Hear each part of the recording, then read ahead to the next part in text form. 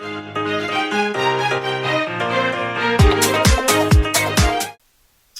everybody and welcome back to A2Y. It is me, your host Addison Young, and I'm back with another episode for you guys now. And the drive over here was quite adventurous, I have to admit. What normally only takes me about 30 minutes, today took me an hour and a half, and I will go ahead and explain to you why. And the hunch of the story is, I have talked about how you shouldn't listen to Google Maps on a couple of occasions. Not a couple, just one time where it went really poorly. But today it went really poorly for me because I thought I was smarter than Google Maps. And I was very much not on this day. So I had to go to my bank after school, which is normally not what I do. But I went and had to go run a couple errands right after school. And so I was coming home from my bank, which is closer to Indianapolis than it is to this recording location. And I was like, well, I don't know exactly how to straight shot it from my bank to where I'd come here to record. And I put in Google Maps and it was taking me to the road that I usually take to get here. And I got to the point where I knew where I was, I no longer was lost, and decided this route that Google Maps is taking me on is stupid. I am clearly not going to go do this. So I didn't. I made a turn and went down to a detour that I knew. Now, this detour is currently under construction, so you have to do the detour on a detour that I was doing, and it did not go well, let me tell you. Apparently, they're doing major construction on the detour route, which is always great because, you know, who doesn't love having their detour route be under construction when they haven't finished the first construction, first, right, So I'm on this detour, and they have, it's the guys with the little flippy sign, one that says slow, and they flip it says stop. And they're directing traffic, and they're not exactly being quick about it. And I wait my turn, I go, and I decide that I have met the end of the detour, and I need to turn and go to the main road. Well, I was not. I turned into a warehouse division. So smooth. And instead of just trying to use the roads by the warehouse division to go down the road and make the correct turn that's a little farther down, I just go and wait my turn again. So 45 minutes later, I finally hit the road that I was planning on and got on the main route to this recording location, which was still 30 minutes away. So what's the gist of the story? A, if your road has a detour, maybe it's iffy and you can just skip it. If your detour is under construction, just turn around and go the other way. Find another route. Do not go on the route. Don't go on a detour that's under construction because another road is also under construction. Thank you, Indiana Road Construction. Love you guys so much. Fantastic. That's enough complaining about crappy roads today. I don't know if you call this a serious topic. It's not necessarily serious. Well, I guess it kind of is. You'll have to decide for yourself. But today is Christians versus the media. It's a dramatic pause is necessary. So last week I discovered why I love sitcoms and the few problems I have with them. And I talked about how a lot of the characters have a God-sized hole in their heart. Well, there's also one other thing about sitcoms I really don't care for, and that's their portrayal of Christians. I'm thinking specifically of one show. If you should drop a comment and see if you can guess it. But normally they portray Christians as really naive and Bible bashing and not knowing exactly how the real world works and real ideals are. They kind of do the dumb redneck who's just walking around with the Bible hitting them about the head, and they're just foolish and brash.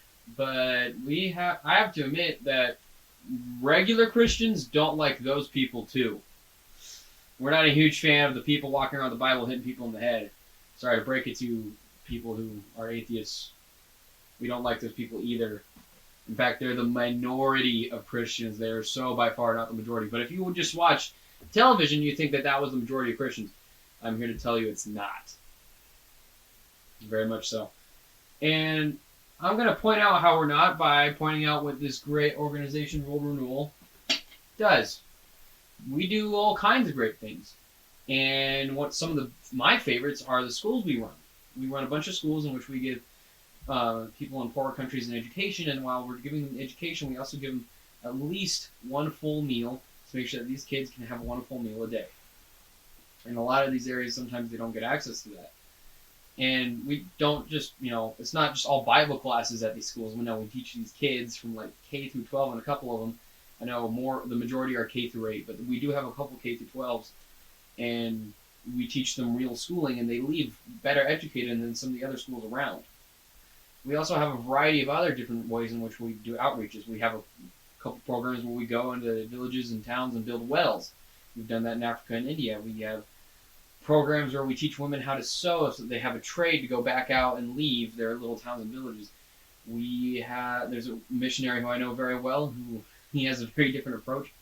He wasn't really qualified to go out in the mission field, but he had done martial arts for years and had gotten really high up in, I don't know how to call that.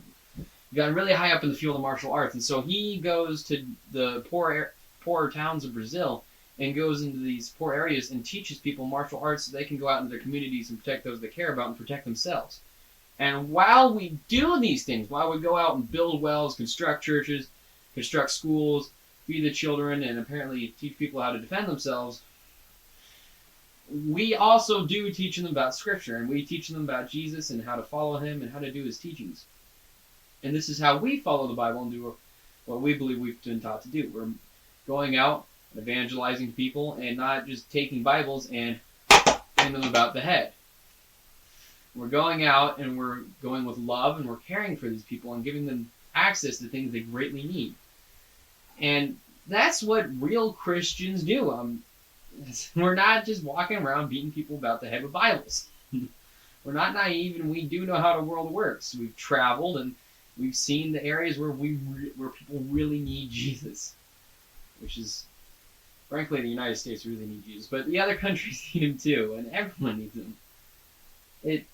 I just want to point out that we're not all these stereotypes that you see. They're just stereotypes, and in recent years, schools have really cracked down on what stereotypes are and how we need to stop portraying them onto other people. Well, how about you stop portraying it onto Christians? Am I asking for that much here? I mean, I guess so. Well, hopefully now you will think about our wells and martial arts training next time you see the naive idiot on the whatever show trying to portray Christians. And you'll remember that that's not the case. That's the minority. I'm not saying those people don't exist, by the way. They really do. I've met a few. It's such a pleasure dealing with them. But like I said, real Christians, they're not our favorite people either. Okay? We look at those people just like that one relative you're not proud of, just, doing it again. Pushing people away from the Scriptures again. And we get sad and disappointed in them. There's a hissing going on outside. This might be the last show of 808. This is a building out in the country, so I'm just looking out a window to see if I'm dead. Well, I guess I better go figure out what that hissing is. It's winter time in Indiana, so I'm hoping it's not a snake. Well, that's the hope. Until then, I'll see you next time.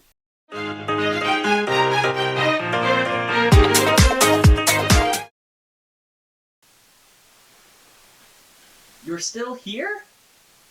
But the video's over. I stopped talking. Well, since you are here, you might as well like and comment. And if you were listening, go ahead and comment about whatever I was talking about. And if you haven't already, go ahead and hit that subscribe button, because I've been stuck at 20 for a while, and I'd really love to get over it. It's really over now. There's nothing more. You should leave.